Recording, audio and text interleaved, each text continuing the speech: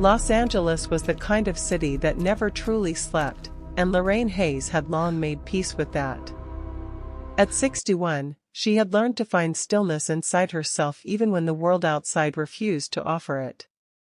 She sat at her kitchen table every morning at 5:30 with a cup of black coffee, watching the pale light crawl across the San Fernando Valley through her window, and she thought about her late husband Gerald, about her grown children scattered across different time zones, about the quiet that had settled into her bones since she stopped fighting what her life had become. Peaceful. Predictable. Hers. She had worked at Pacific Meridian Bank for 22 years, climbing slowly and deliberately from a junior teller to senior branch manager at their Wilshire Boulevard location. She wore her natural silver-streaked hair in a neat bun, dressed in tailored blazers in deep jewel tones, and carried herself with the kind of quiet authority that made junior staff straighten up when she walked past. She was not intimidating in a loud way.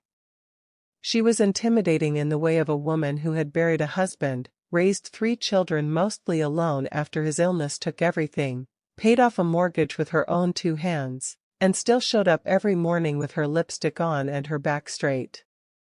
She did not consider herself remarkable. That was perhaps the most remarkable thing about her.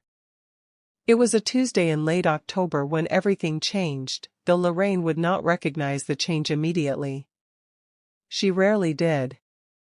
Life had taught her that the moments that rearranged everything rarely announced themselves.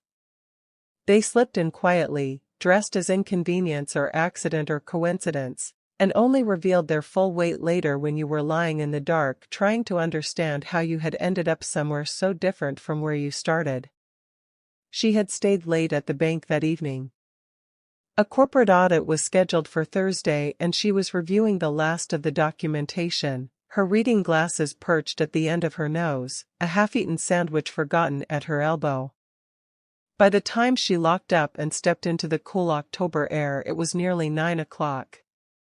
The Wilshire corridor was still busy with evening traffic, headlights cutting through the marine layer that had rolled in from the coast. Lorraine pulled her blazer tighter and walked toward the parking structure 2 blocks east. She heard him before she saw him. A low sound, barely human, coming from the narrow alley between the parking structure and the dry cleaning business beside it. Lorraine stopped walking. Every sensible instinct she possessed told her to keep moving, to call someone, to not be a 61-year-old woman investigating strange sounds in a Los Angeles alley at 9 in the evening. She stood there for a full 5 seconds listening to those instincts. Then she turned into the alley anyway.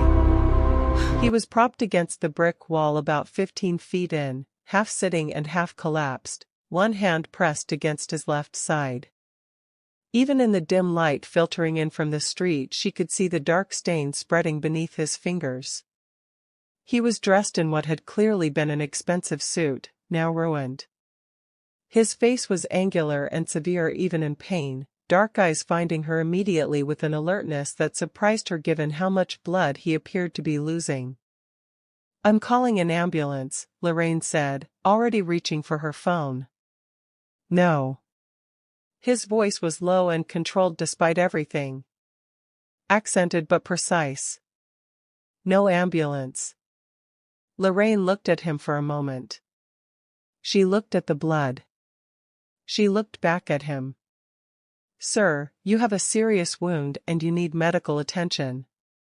"I know what I need," he said. "And it is not an ambulance."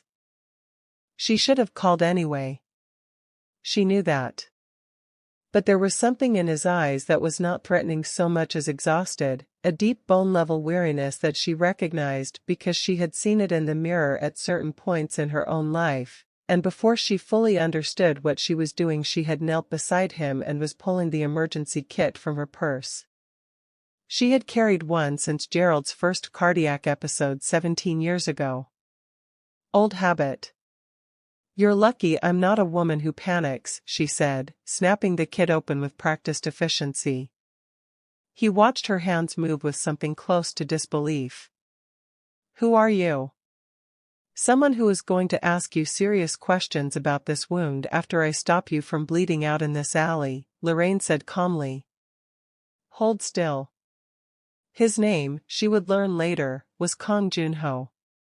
But in that alley in those first minutes he was simply a man in serious trouble who had the sense to stop arguing with her, and Lorraine Hayes had never in her life been able to walk past a person in serious trouble.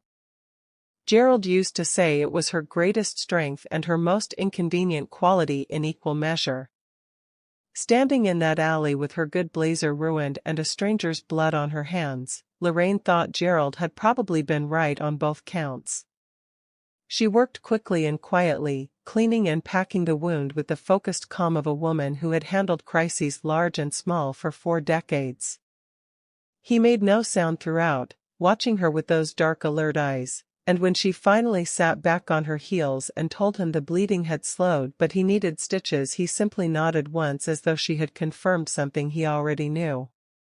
I have someone who can handle that, he said.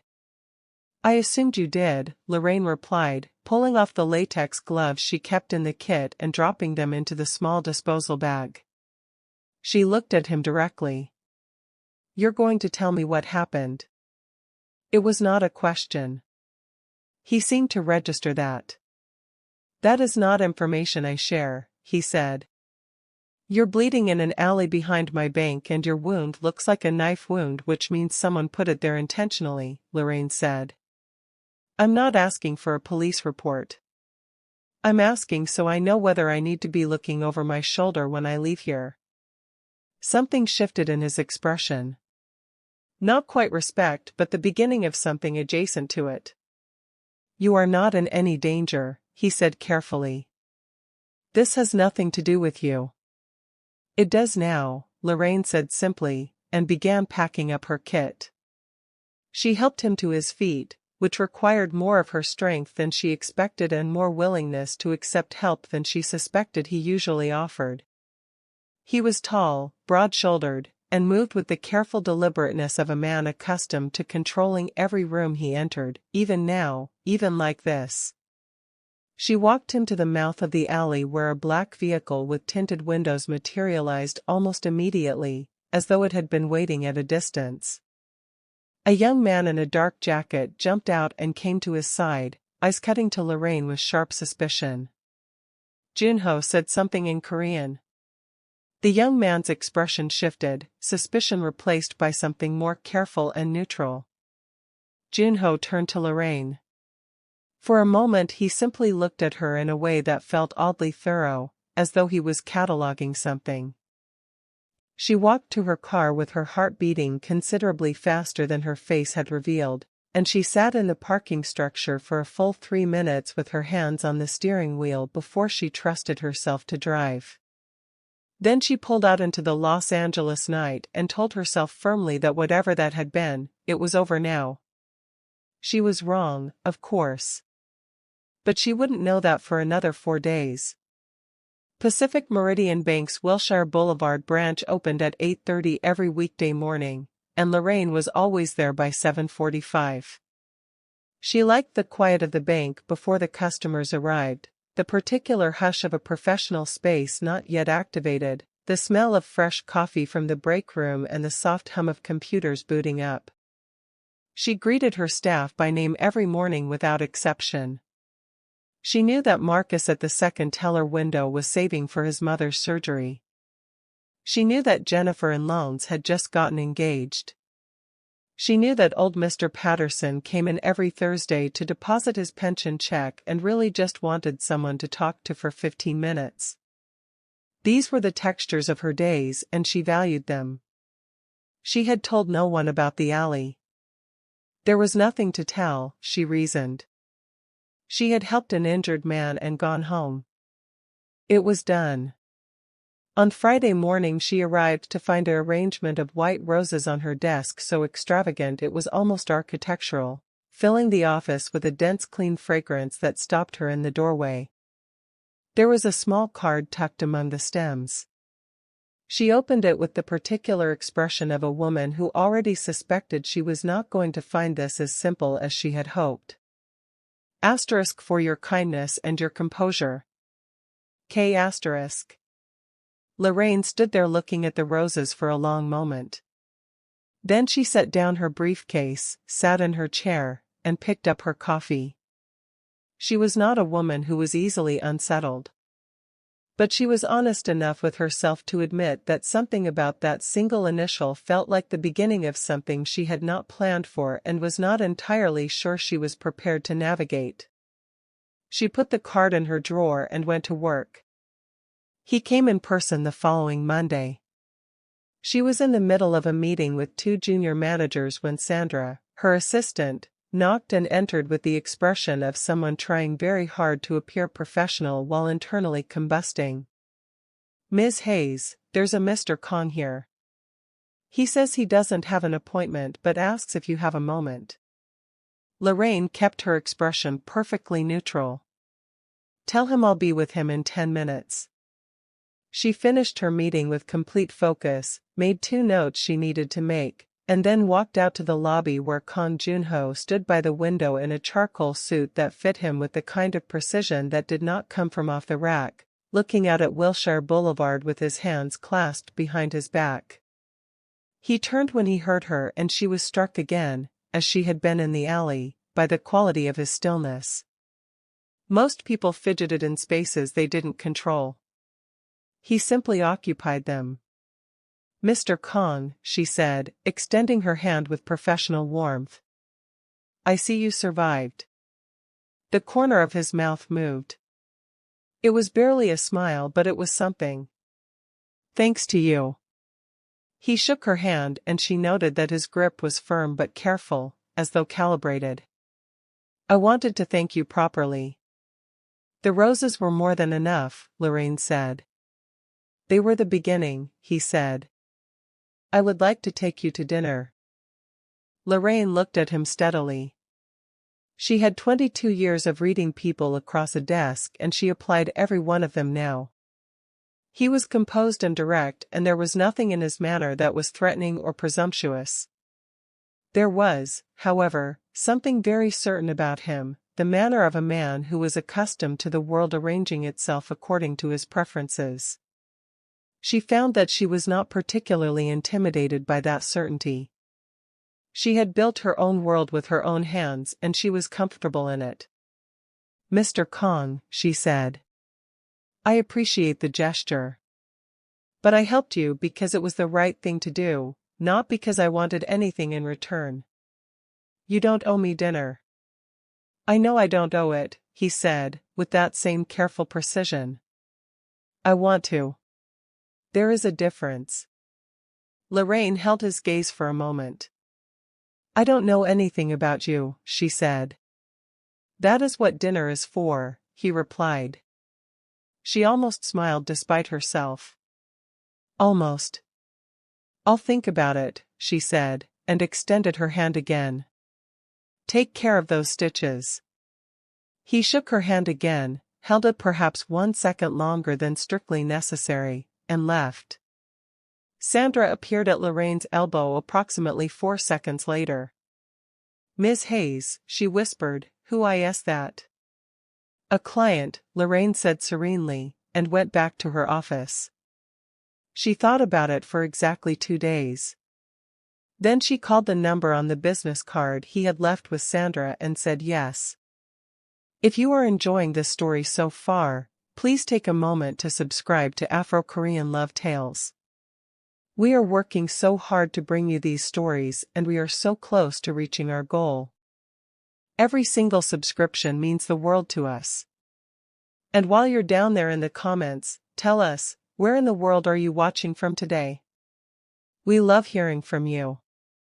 The restaurant he chose was a private dining room on the 34th floor of a building in Century City, the kind of place that had no sign outside and required a phone call to access and served food that arrived in small perfect portions that somehow managed to be both modest in appearance and extraordinary in taste. Lorraine wore a deep burgundy wrap dress and her good pearl earrings, and when she walked in and saw the room, candlelit, quiet, with Los Angeles spread out below them like a scattered galaxy, she permitted herself exactly one moment of being impressed before she composed herself and sat down. Junho stood when she entered. She noted that old-world courtesy from a man she was increasingly certain moved through a world with very few courtesies in it. "You look beautiful," he said, and it was so simply stated, no performance in it, that she felt it differently than she might have expected. "Thank you," she said, and meant it without fuss. They talked for 3 hours. She had expected it to be awkward or stilted, expected to spend the evening navigating around questions she couldn't answer about him and offering carefully edited versions of herself in return. Instead, she found that Junho asked questions with genuine attention and listened to the answers with the focused quality of a man who was genuinely interested rather than merely waiting for his turn to speak.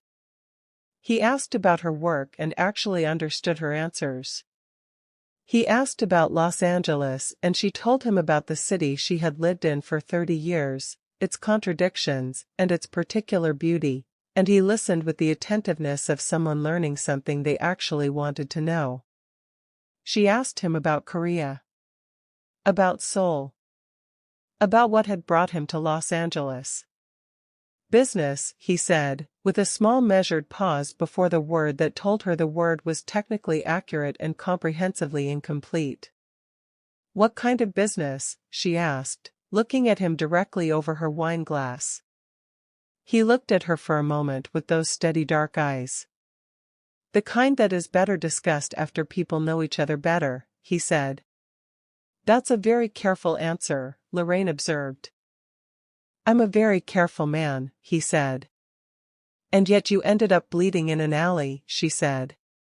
This time he actually smiled, a real one, brief and almost surprised, as though it had escaped before he could stop it. "Even careful men have bad Tuesdays," he said.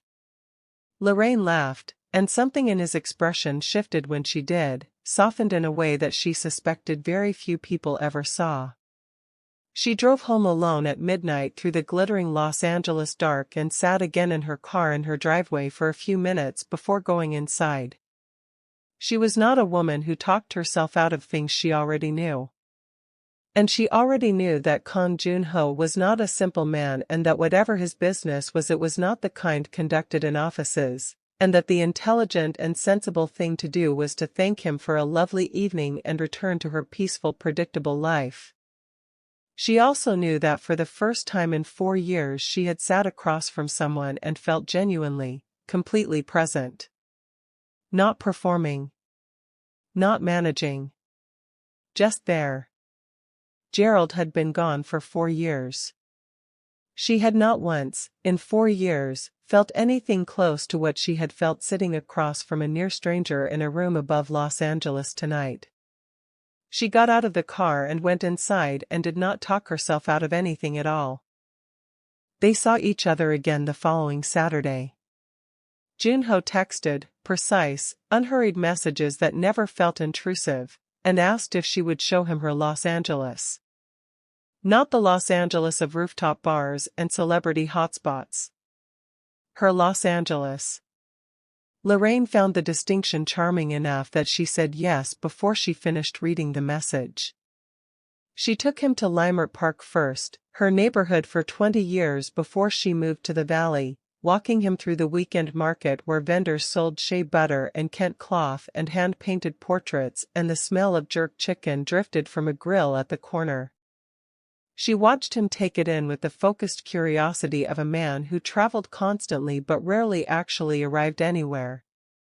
He stopped at a stall selling handmade leather journals and held one for a long moment, running his thumb across the tooled cover, and the vendor, an older Jamaican man named Winston who had been there every Saturday for 15 years, watched Junho with the particular assessment of a man who had seen everything and could read people the way others read weather.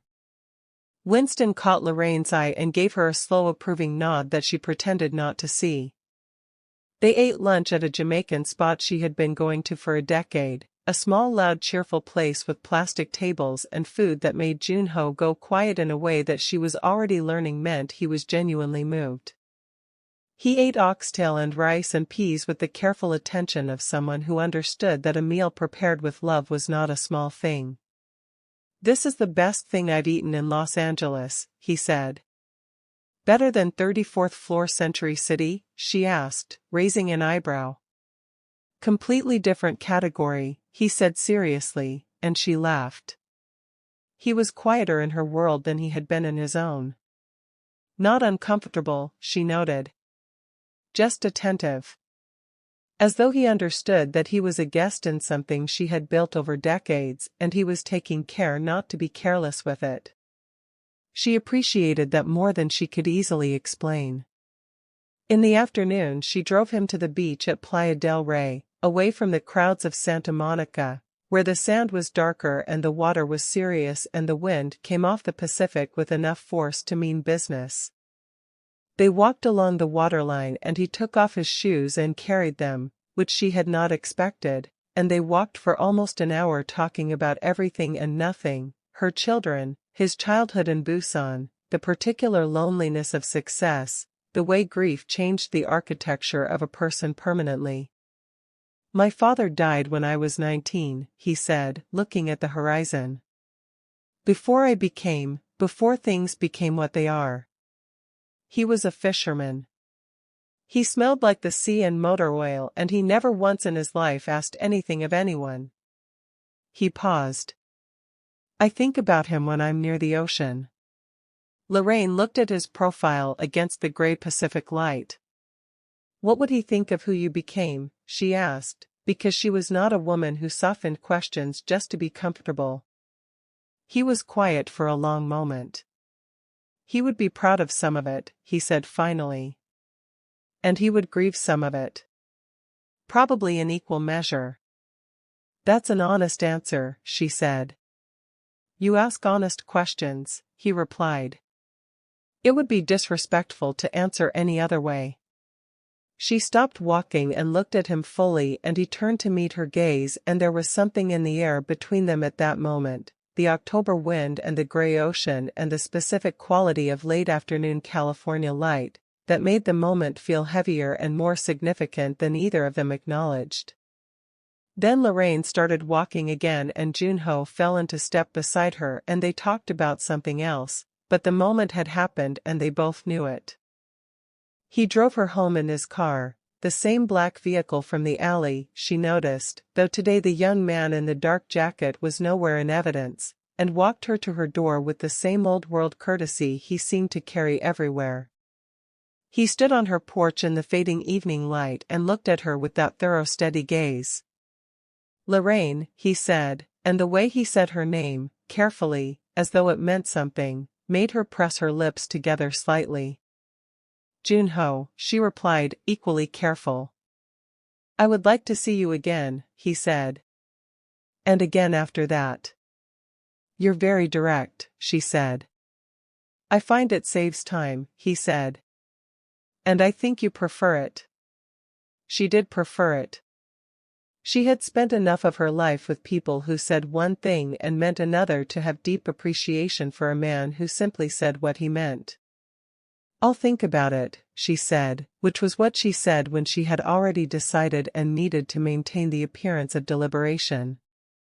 He smiled at that, the small real smile she was already learning to look for. "Good night, Lorraine." "Good night," she said, and went inside. She stood in her hallway with her back against the closed door and listened to his car pull away, and then she walked to her kitchen and called her eldest daughter Camille in Atlanta. "Mama?"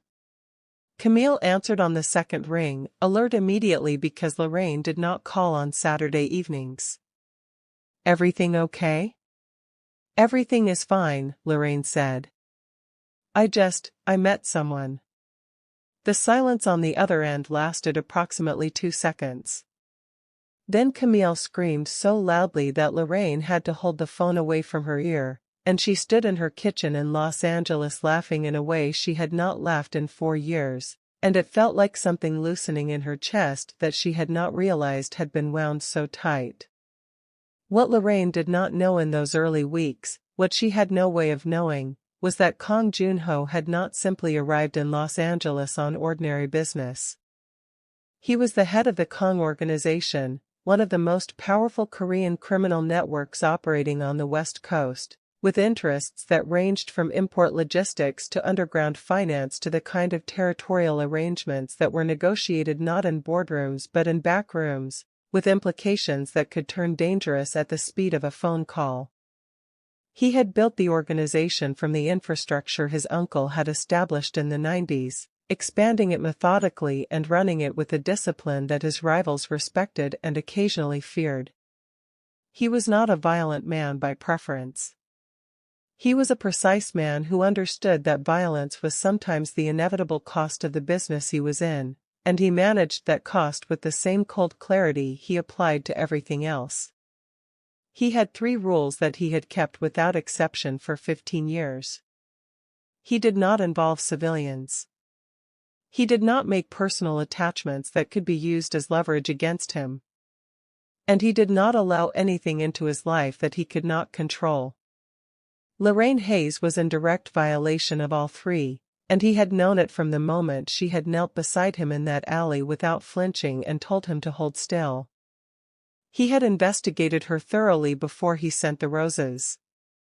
He knew about Pacific Meridian Bank, about her 22 years there, about Gerald Hayes who had died of heart failure 4 years ago after a long illness, about her 3 children Camille, Derek, and Simone who were scattered between Atlanta, Seattle, and London respectively.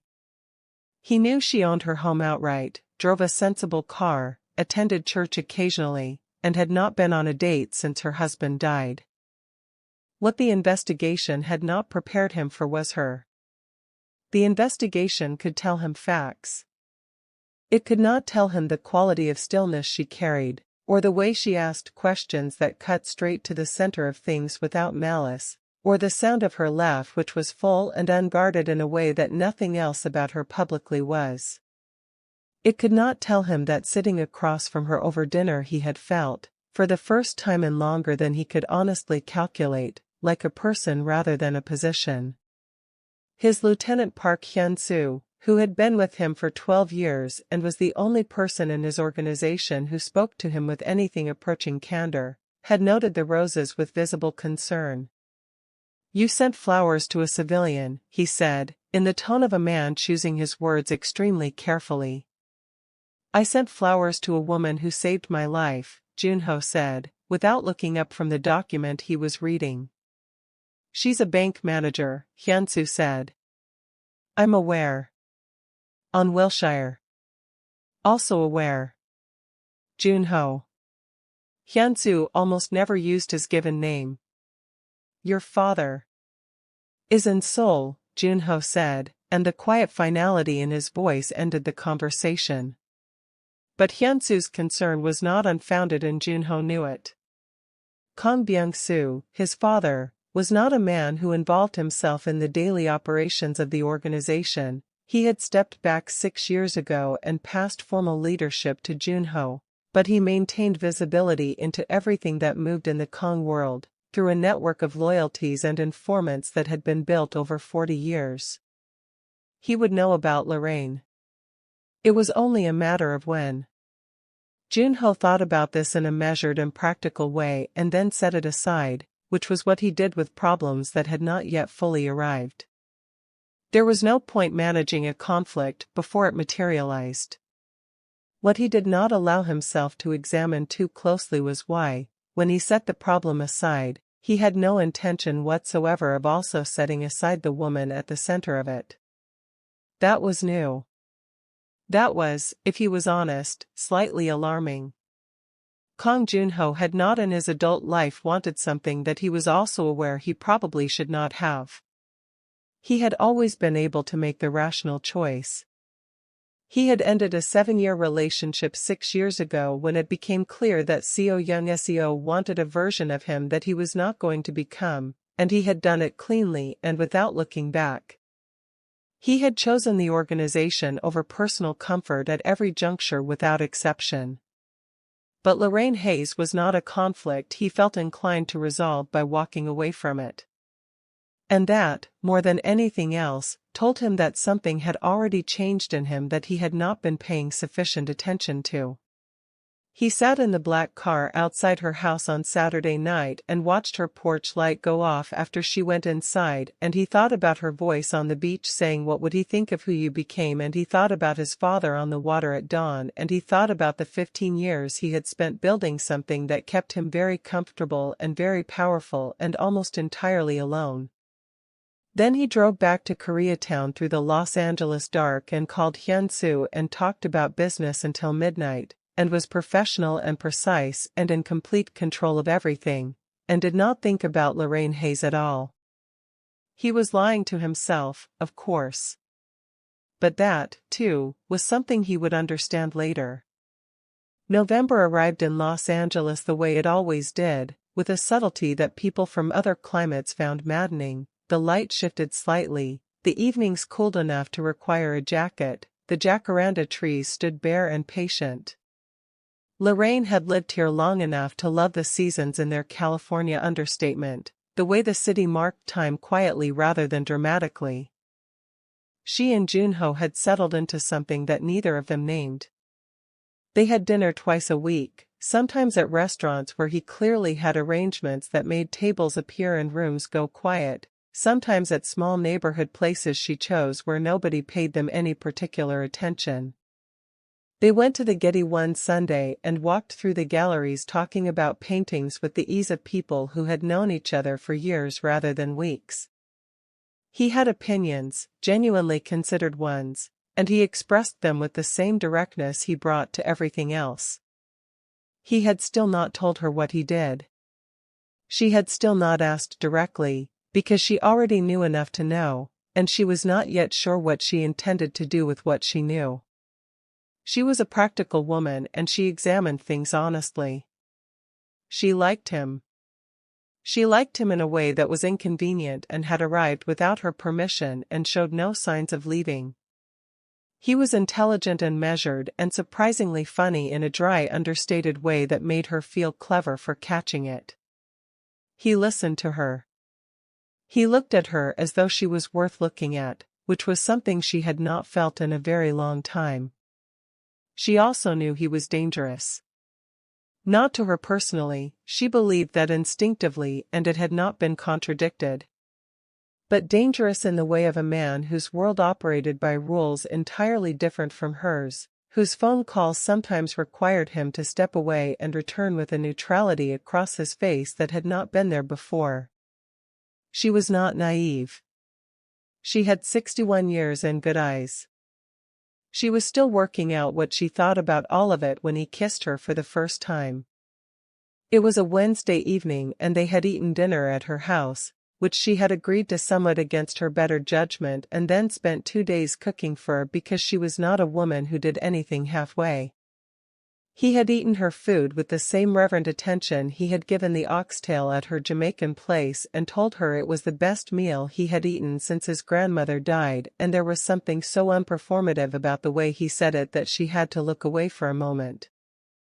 They were standing in her kitchen afterward, Lorraine washing the good dishes she didn't put in the dishwasher, Junho drying them with a focus that suggested he found the task genuinely absorbing, and they were talking about nothing important. Something about the neighborhood, and then they were not talking and she turned to find him looking at her with an expression that was not hidden at all. That was in fact the most unguarded she had ever seen him, and before she could decide what to do about it he had set down the dish towel and stepped closer and said her name very quietly. Lorraine. I know, she said, which surprised them both. He kissed her the way she might have expected from him, carefully at first, as though making sure, and then with a warmth that was nothing like careful at all, and she kissed him back with 61 years of knowing exactly what she wanted and no inclination whatsoever to pretend otherwise. When they separated he rested his forehead against hers and she could feel him breathing, and neither of them said anything for a long moment. I need to tell you something, he said finally. About what I do. I know what you do, she said quietly. He pulled back enough to look at her. She met his gaze steadily. How long? He asked. Since the alley, she said. A man who won't call an ambulance after a knife wound and has a car appear from nowhere in 30 seconds. I'm a bank manager, Junho. I understand how money moves and where it comes from. I've been doing this long enough to recognize certain patterns. He was quiet for a moment. And yet you're still here. I'm still here, she confirmed. I haven't decided what I think about all of it yet. But I'm not going to pretend I don't know what I know just to make things simpler. He looked at her for a long time with that expression she was learning, the one that meant he was recalibrating something. You are the most unusual woman I have ever met, he said. I'm a 61-year-old black woman from Los Angeles who has seen a great deal of life, she said. I imagine I'm a little different from your usual. Completely, he said, and the way he said it was not a complaint. She made them both tea and they sat at her kitchen table and he told her, in careful measured terms, enough of the truth that she could hold it honestly. He did not tell her everything. She understood that. But he told her enough, and she listened without flinching, and when he was done she wrapped both hands around her mug and thought for a moment. I'm not asking you to change anything, she said finally. I'm not in a position to ask that and I wouldn't if I were. But I need you to understand that I'm not going to be something you keep in a separate compartment from your real life. I'm too old for that and too tired of it. I understand, he said. I don't think you do yet, she said, not unkindly. But I think you will. He reached across the table and covered her hand with his and she let him, and they sat in her warm kitchen in the November Los Angeles night and outside the city hummed along in its endless indifferent way and inside everything was very quiet and very still and entirely different from how it had been before. If you are loving this story, we need your help. Please subscribe to Afro Korean Love Tales. We are so close to our monetization goal and every subscription brings us one step closer to continuing to bring you these stories. Drop a comment below and tell us, where in the world are you watching from right now? We want to hear from you. The call from Seoul came on a Thursday morning in late November. Junho was in his office on the 14th floor of a building in Koreatown that housed, on its upper floors, the legitimate financial and logistics arm of the Kong organization, import consulting, freight coordination, the kind of paperwork-heavy business that gave everything beneath it a respectable face. He was reviewing quarterly figures with Hyun-soo when his personal phone lit up with a number he recognized immediately and had not seen in 6 weeks. He picked it up on the third ring. Father. Kang Byung-soo's voice had not changed in 30 years. It was low and measured and carried the particular weight of a man who had never once in his life needed to raise it to be obeyed. You have been busy, his father said, in Korean. I'm always busy, Junho replied, in the same language, keeping his voice completely neutral. I hear you have been busy with a woman, Byung-soo said. An American woman. A black American woman. Considerably older than appropriate. Junho was quiet for exactly 1 second, cataloging who in his Los Angeles circle had reported to Seoul and making a mental note to address it. You hear many things, he said. I hear everything that concerns the Kong name, his father said, with the patient certainty of a man stating a law of nature. This concerns it considerably. I disagree, Junho said. The silence from Seoul lasted 4 seconds, which from Kang Byung-soo was the equivalent of a sharp intake of breath. You disagree, his father repeated. I do, Junho said, in the same unhurried tone. She is a private matter. Nothing in your life is a private matter, Byung-soo said, and now there was something beneath the measured surface, not anger exactly but the warning register that preceded it. You are the head of this family. Every choice you make carries the family name. A woman like this? A woman like what, exactly? Junho said, and his voice was still quiet but it had changed slightly, a quality entering it that made Hyunsu across the desk go very still. Byung-soo did not answer immediately. "This is not a conversation for the phone," he said finally. "I will be in Los Angeles in 2 weeks. "I look forward to it," Junho said, which was not true, and ended the call. He set the phone down and looked at the quarterly figures for a moment without seeing them. Then he looked at Hyun-soo, who was studying the middle distance with the focused attention of a man pretending he had heard nothing. "Find out who called Seoul," Junho said. "Already working on it," Hyun-soo said. Lorraine did not know about the phone call.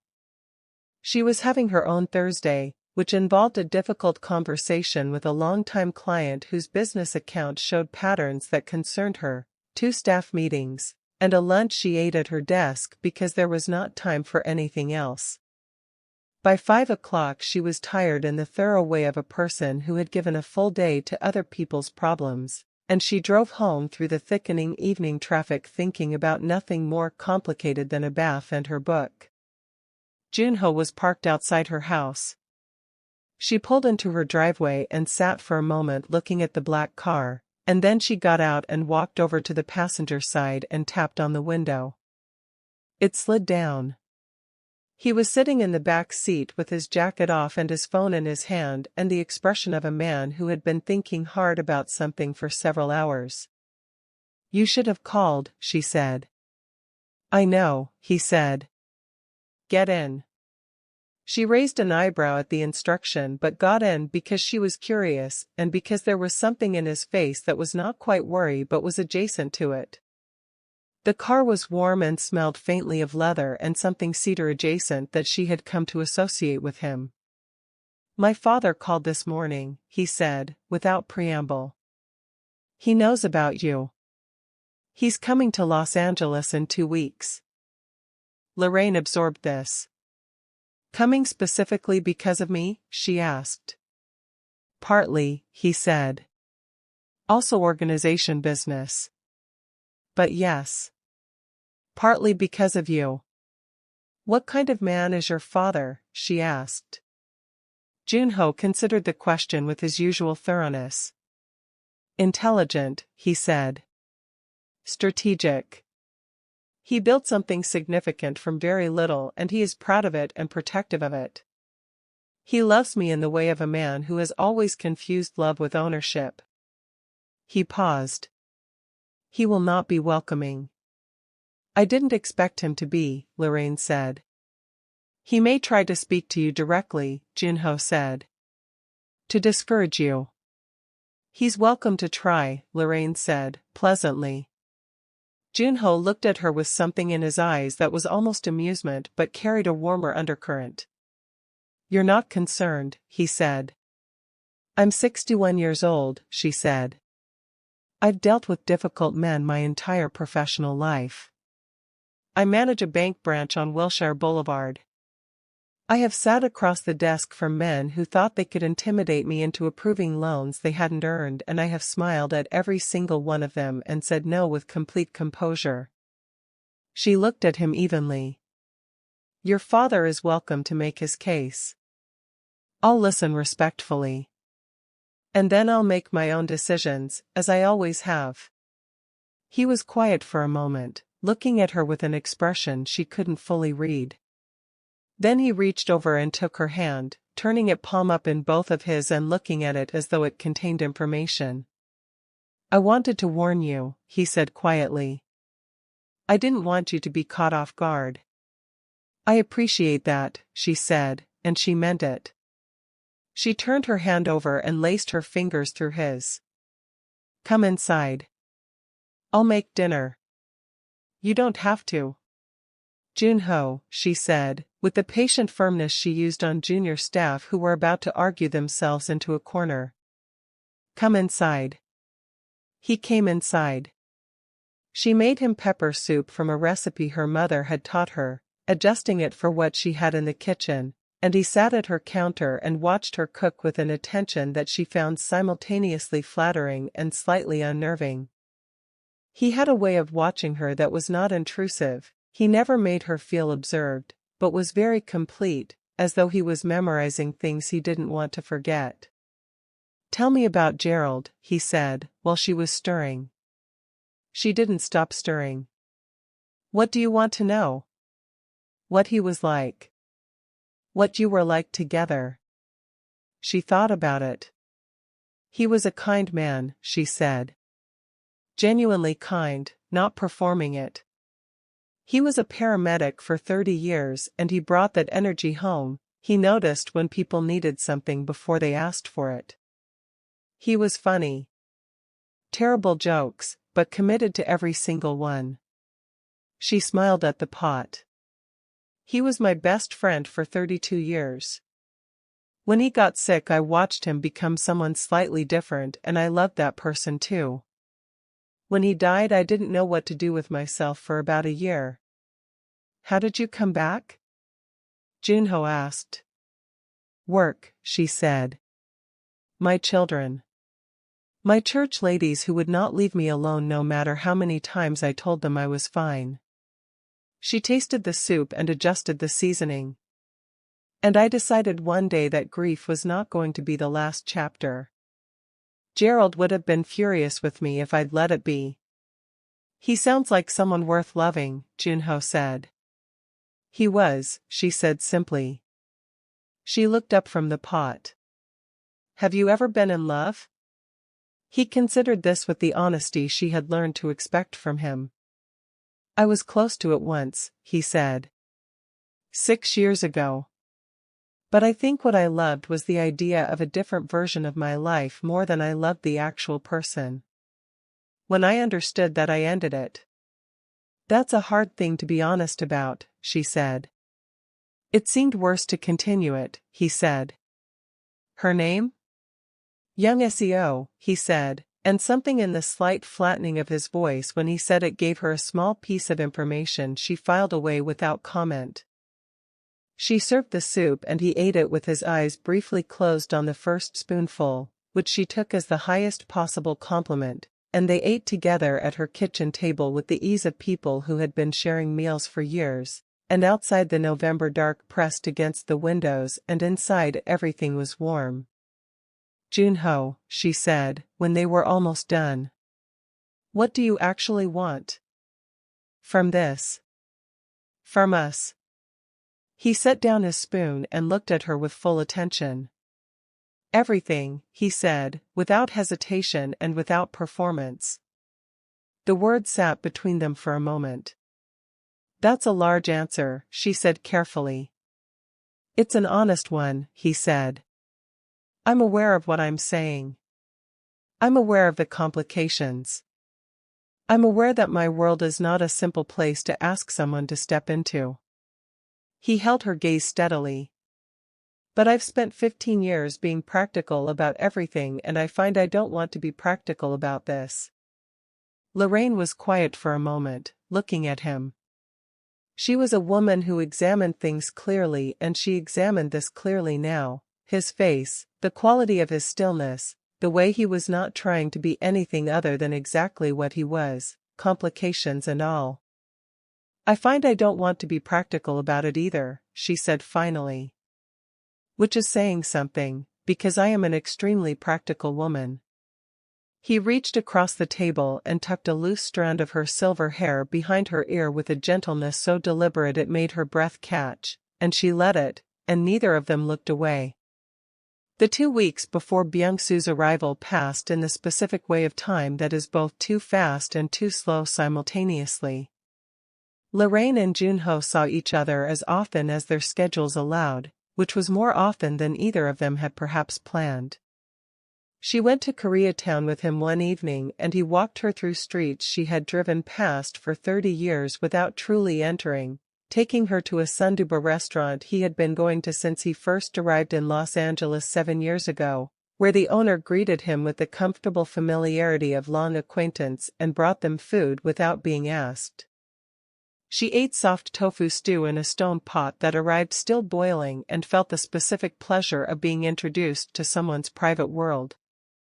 She met Hyunsoo formally over that dinner, a quiet focused man in his late 30s who assessed her with eyes that missed nothing and was scrupulously polite throughout. She understood that his opinion mattered to Junho in the way of someone who had been a loyal witness to a long portion of his life, and she was simply herself, which was the only strategy she had ever employed successfully. Afterward, when Junho went to take a call, Hyunsu looked at her across the table with the directness of someone who had decided to spend 1 minute being honest. "He has never brought anyone here," he said. "Here meaning this restaurant?" she asked. "Here meaning his actual life," Hyunsu said. "You should know that." "Thank you for telling me," she said. He nodded once, and when Junho returned the moment closed as cleanly as it had opened, and they finished the evening talking about other things, but Lorraine carried what Hyunsu had said home with her and held it carefully, understanding its weight. She told Camille about the father's imminent visit on their regular Sunday call. Camille, who was a corporate attorney in Atlanta and had the instincts of someone who had spent 15 years in rooms where powerful people negotiated, was quiet for a moment after Lorraine finished. "Mama," she said. "How serious is this?" "Serious enough that his father is flying from Seoul," Lorraine said. "That's not what I'm asking," Camille said. Lorraine looked out her kitchen window at the November afternoon. "It's serious," she said quietly. "I didn't plan it. But it is." Another pause. "Does he make you happy?" "He makes me feel like myself," Lorraine said. "Which at this point in my life might be the same thing." Camille was quiet for a moment. Then, "Okay. Tell me everything about him. From the beginning. Leave nothing out."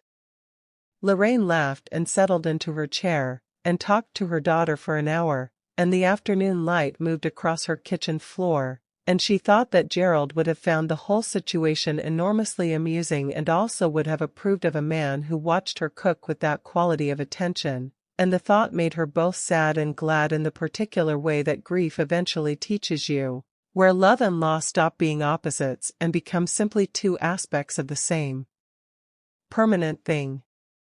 Kang Byung-soo arrived on a Tuesday. Lorraine did not know the exact moment of his arrival.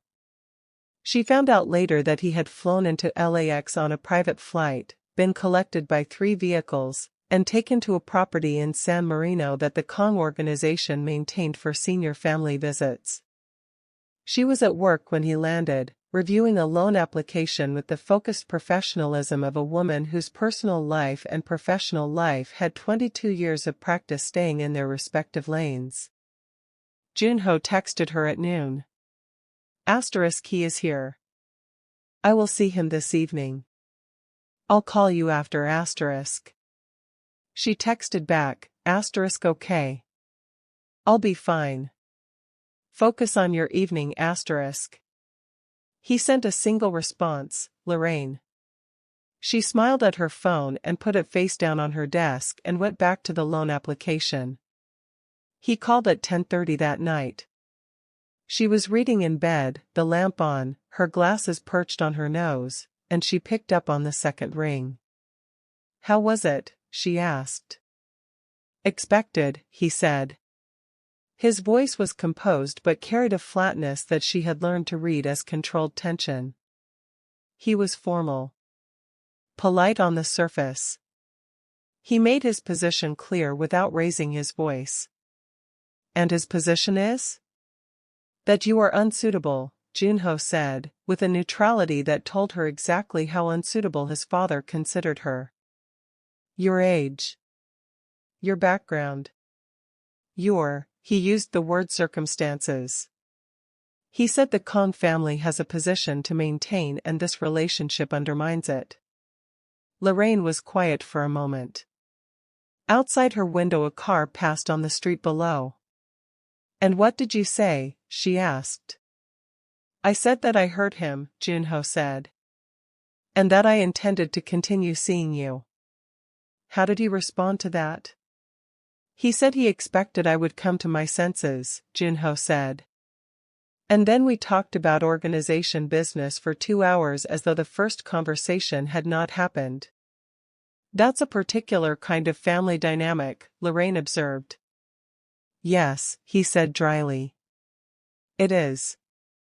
She was quiet for a moment, turning a page of her book without reading it.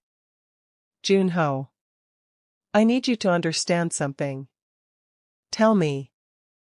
I am not going to be the reason you destroy your relationship with your father, she said. I've lived long enough to know that family ruptures rarely heal cleanly and the cost is usually paid for decades. I need you to think about what you actually want to spend that cost on. I know what I want to spend it on, he said, without hesitation. You say that now, she said, gently but honestly. Lorraine, he said, and his voice had shifted, the flatness gone and something warmer and more exposed underneath it. I have spent my entire adult life making calculated decisions. Everything has been weighed and measured and optimized. I am very tired of it. A pause. You are the first thing in 15 years that I have wanted without calculating whether I should. She pressed her lips together for a moment against something that wanted to surface. That's a beautiful thing to say, she said carefully. It is also simply true, he said. She exhaled slowly. Get some sleep, she said. We'll talk more tomorrow. Lorraine. Yes? I'm not changing my mind, he said. I want you to know that. I know, she said softly. Good night, Junho. She put the phone down and took her glasses off and lay in the dark looking at the ceiling of the room she had shared with Gerald for 20 years, and she thought about what it meant to be chosen deliberately and without calculation by a man who calculated everything, and she thought that life was very strange and very generous sometimes in the things it brought you when you had stopped looking for them. She fell asleep with the lamp still on. We are so grateful you are still with us on this journey. If this story is moving your heart, please subscribe to Afro Korean Love Tales. We are so close to our goal and your subscription costs you nothing but means everything to us. And please, drop a comment, where in the world are you watching from today? We read every single one. Kang Byung-soo requested a meeting with Lorraine on a Thursday morning. The request came through Junho, delivered with the careful neutrality of a man trying to present information without editorializing it. They were having coffee at her kitchen table before work, a habit that had established itself without either of them formally deciding on it, Junho arriving at 7 with coffee from the Korean bakery 3 blocks from his Koreatown apartment that did a dark roast she had become unreasonably attached to. He wants to meet you, Junho said, watching her over his cup. I know, Lorraine said. You expected it. Of course I expected it, she said. A man like your father doesn't make his objections through intermediaries and then leave it at that. He wants to assess me directly. He wants to make his case to my face and gauge how I respond. She sipped her coffee. When and where? Junho was quiet for a moment. You don't have to agree, he said. I know I don't have to, she said. I want to. I'd rather meet this directly than have it sitting in the background. She looked at him. I assume he'll try to offer me money. Something shifted in Junho's expression, a tightening around the eyes. Possibly, he said, with the controlled flatness that meant the possibility made him furious. It's all right, she said calmly. Men like your father operate on the assumption that everyone has a price. He'll learn otherwise. Lorraine. Junho. She set her cup down and looked at him directly. I am a 61-year-old woman who has navigated this world entirely on her own terms for a very long time. I can handle one disapproving Korean father. A pause. Schedule the meeting. He looked at her for a long moment with that expression she had come to know, the one that meant he was feeling something he hadn't yet found the language for. Then he nodded and picked up his phone. The meeting was set for Saturday afternoon at the San Marino property. Lorraine drove herself. She had declined Junho's offer to send a car with the same pleasant firmness she applied to most things she had already decided, and she pulled up to the property in her sensible silver sedan and sat for a moment looking at the house, a large quietly imposing Spanish colonial on a tree-lined street, the kind of house that communicated wealth through understatement rather than display. She approved of that, architecturally, even under the circumstances. She was wearing her best navy blazer, her good pearls, and the expression she wore when she was about to walk into a meeting that mattered. She had been wearing versions of that expression for 22 years, and it had never failed her. A young man met her at the door and led her through a house that was furnished with the careful impersonality of a property maintained for occasional use, through to a rear sitting room where Kang Byung-soo was waiting. He was in his late 70s, silver-haired, slight in the way of a man who had always been lean rather than one diminished by age, with eyes that were sharp and still, and assessed her in the first 3 seconds with a thoroughness that reminded her, almost painfully, of his son. He was dressed in a dark suit and he did not stand when she entered, which she noted without expression. "Ms. Hayes," he said, in accented but precise English. "Please sit." "Thank you," she said, and sat with the composed ease of a woman in a meeting she had called herself. Tea was poured by someone who then disappeared. Byung-soo looked at her across the low table with those still sharp eyes, and she looked back at him without filling the silence, because she had learned long ago that the person who filled silences first usually lost something in the exchange. "You are not what I expected," he said finally. "What did you expect?" she asked. "Someone more easily explained," he said. Lorraine considered this. "I'm not sure I understand the distinction," she said.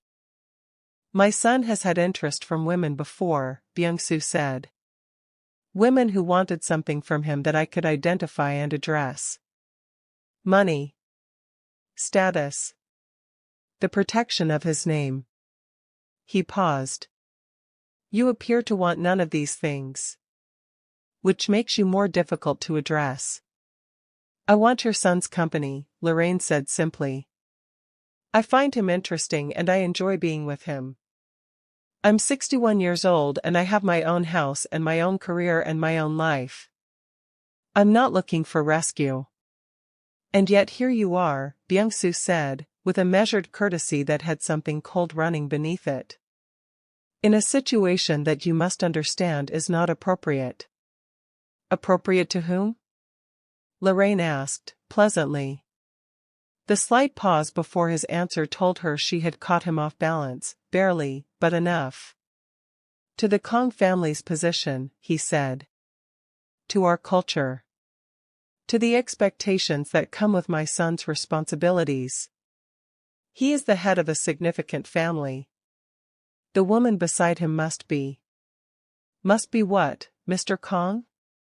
Lorraine said, still pleasant, still completely level. He looked at her for a moment. "Someone who understands our world," he said. "Someone who fits within it." "I see," Lorraine said. She picked up her tea and held it in both hands, a deliberate gesture of comfort and composure.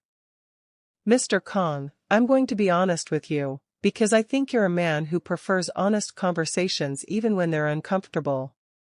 She met his eyes directly. "I understand that I'm not what you imagined for your son. I understand the cultural distance and I'm not dismissing it. These are real things." She paused. "But I've spent my entire adult life being told, in various ways, by various people, that I didn't fit within someone else's idea of appropriate.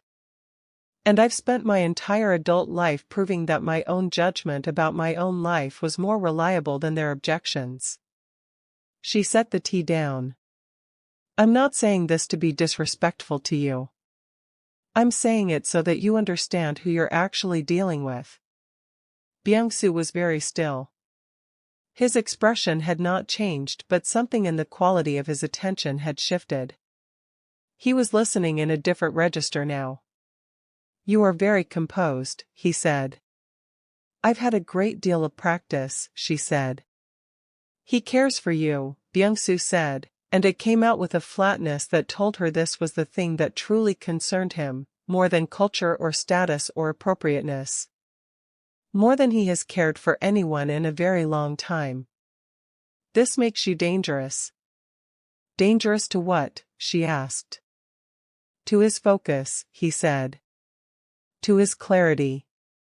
My son's effectiveness depends on his ability to remain unattached to things that can be used against him. You are an attachment. A significant one. In our world, significant attachments are vulnerabilities."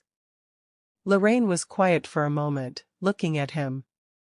She understood, with the particular clarity of a woman who had listened carefully to a great many people across a great many years, that beneath the calculated opposition and the cultural objections and the talk of appropriateness, this man was afraid.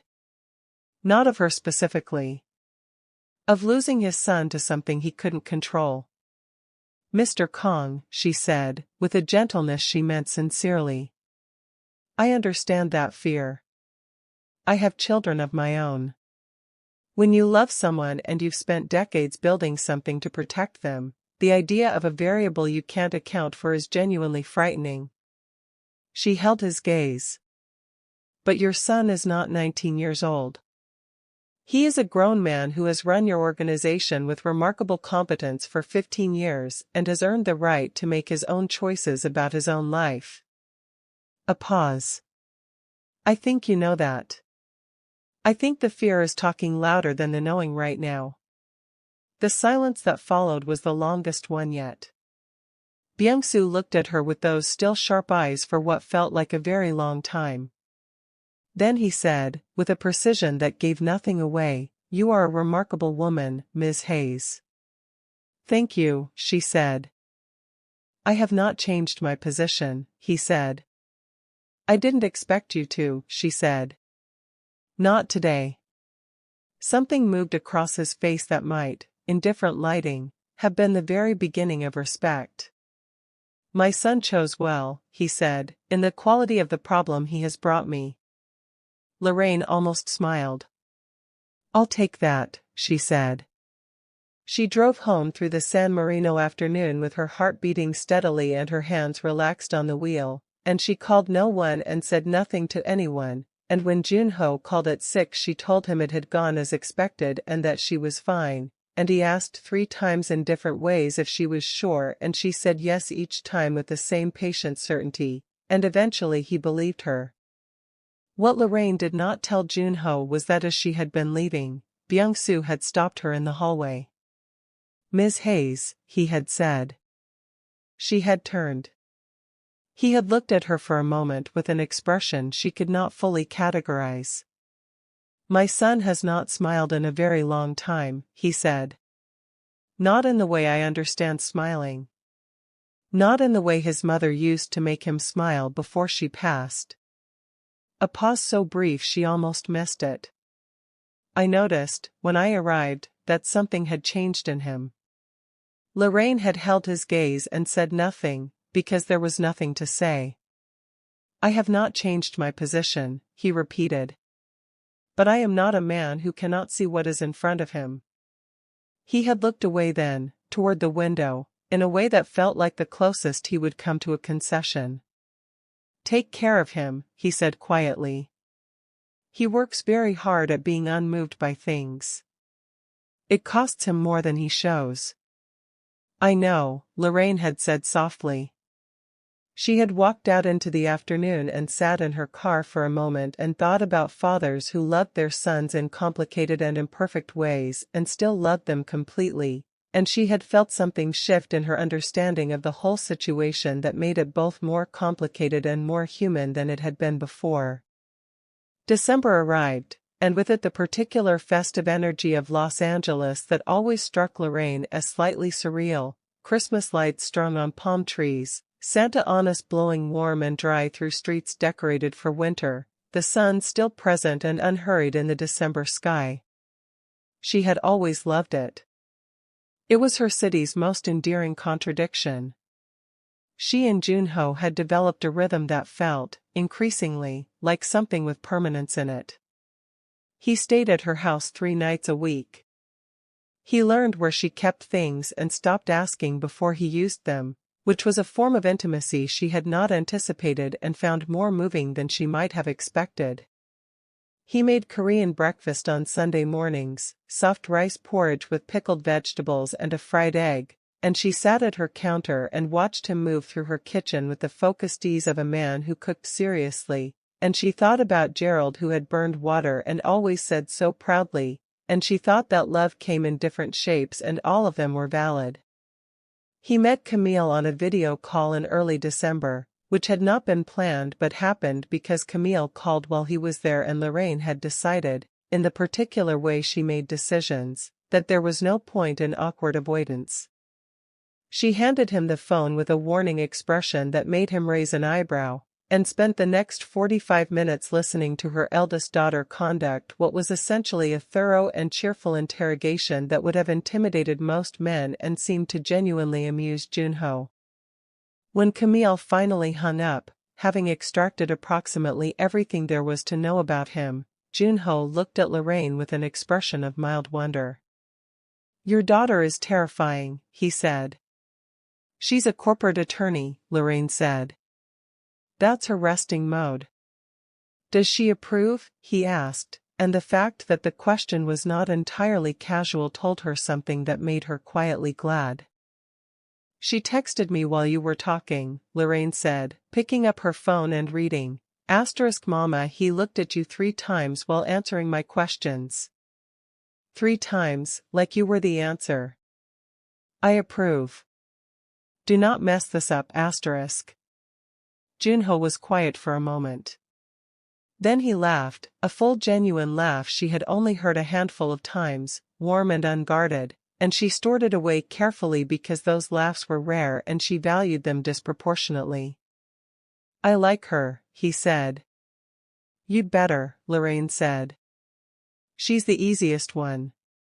It was Hyunsu who brought the first serious complication, on a Wednesday evening when he called Junho during dinner at Lorraine's house.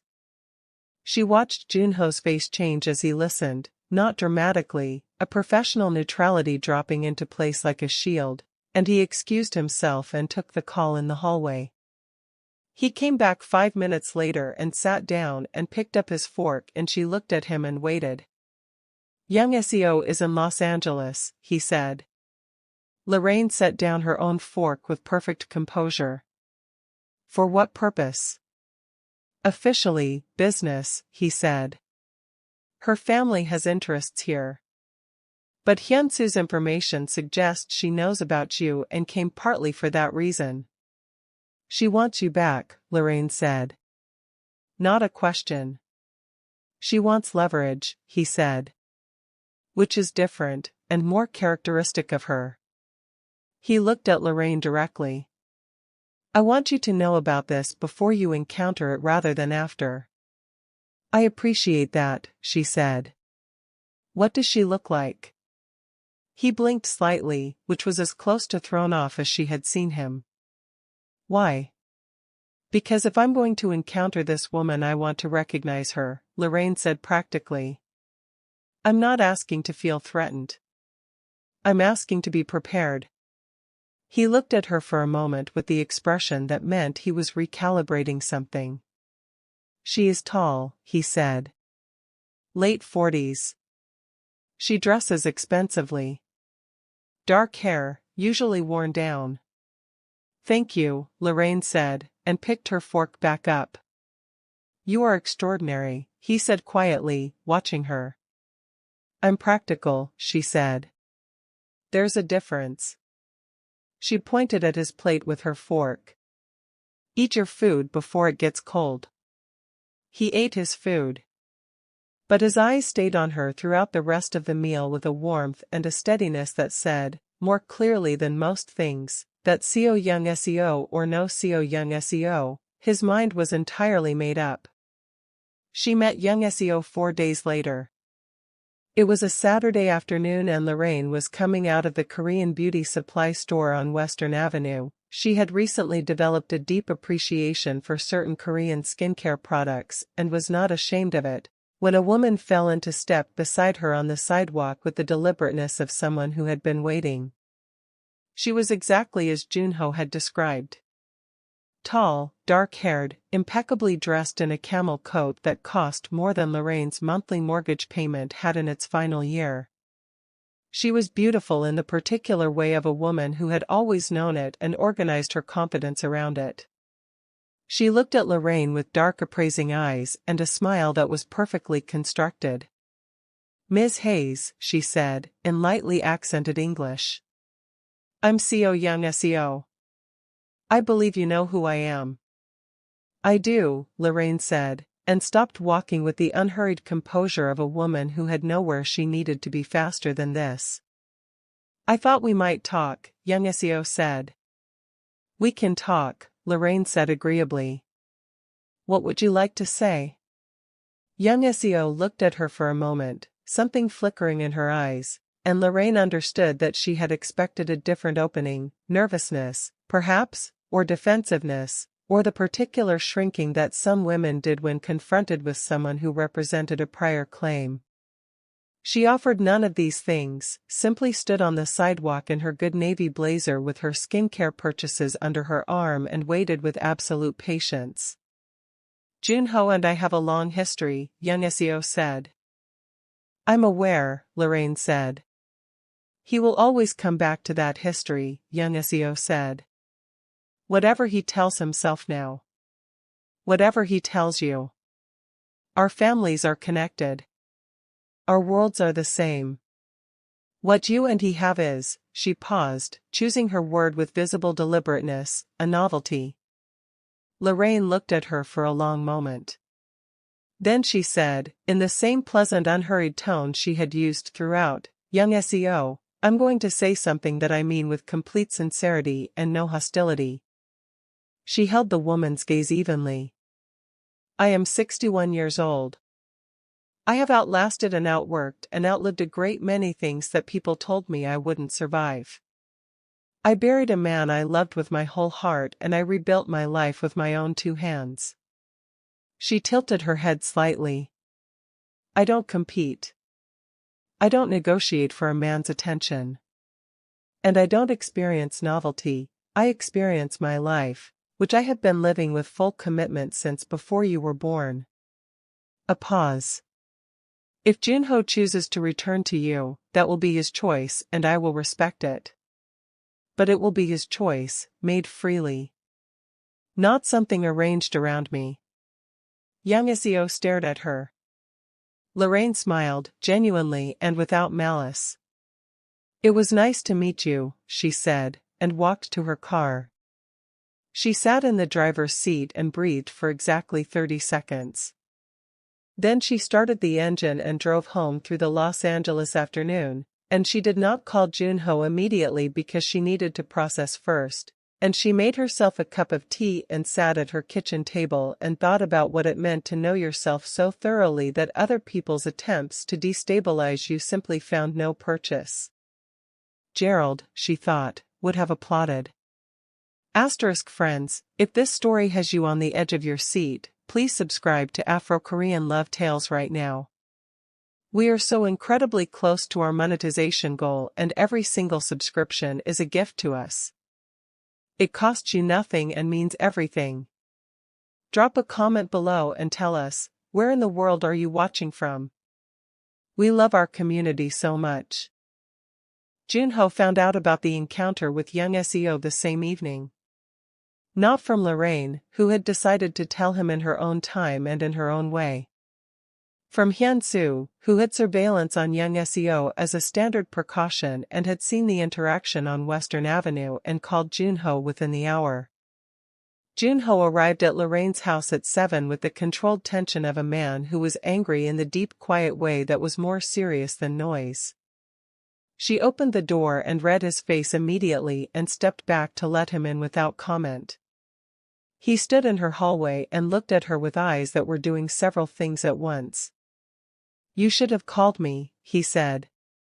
"I was going to tell you tonight," she said. "Come in and sit down." Lorraine. Junho. Her voice was firm and gentle in equal measure. "Come and sit down." He came and sat down. She made tea because it gave her hands something to do and gave him a moment to settle, and she set the cups on the table and sat across from him and told him exactly what had happened, without drama and without omission. He listened with his hands flat on the table and his jaw set, and when she finished he was quiet for a long moment.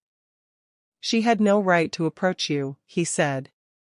"She has the right to say whatever she chooses," Lorraine said. "I have the right to respond however I choose. I handled it." "I know you handled it," he said, and something in his voice made it clear that this was part of what was affecting him. "That is not the point." "Then what is the point?" she asked. He looked at her. "The point is that you are having to navigate my complications," he said. "My father. My past. My world pressing into your life without your invitation. And you handle it all with this." He made a gesture that encompassed her composure, her stillness, the teacups, the whole quality of her, this grace, as though it cost you nothing. "And I know it costs you something. I know it must." Lorraine was quiet for a moment, looking at him. He was right, and she appreciated that he saw it. It did cost her something. Not in the way of doubt about him or about what they were building, but in the way that any sustained composure cost energy, and she was human, and there were moments when she was tired. "It costs me something," she confirmed. "But so does everything worth having." She reached across the table and covered his hand with hers. "I am not fragile, Junho. I need you to stop treating this like I might break." "I'm not concerned about you breaking," he said quietly. "I'm concerned about being the reason you have to be strong in the first place." She looked at him for a long moment, at the genuine worry in his face, the weight of it, and she felt something move through her that was tender and fierce in equal measure. "Listen to me," she said. "I chose this. Every morning I choose it again, with full knowledge of what it comes with. I am not a woman who stumbles into things and then complains about where she's standing." She squeezed his hand. "Stop apologizing for your life. I knew what your life was before I sat down to dinner with you. I made my decision with my eyes open."